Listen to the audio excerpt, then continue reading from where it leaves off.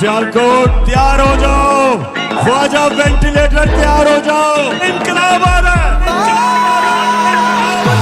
इनकलाब आ रहा है। रब दिया रखा तू जित जाना है, तेरे पुत्र नाल ने मां तुझे सलाम, तेरे नाल दिया ने तेरे नाल भैणा ने, तू जित जाना है मां तुझे सलाम। कान ठोक के सुन लो ख्वाजा साहब, मैंने सियासत जरूर छोड़ी है, मैं अपनी माँ का साथ नहीं छोड़ूंगा, मैं अपनी माँ के साथ खड़ा हूँ।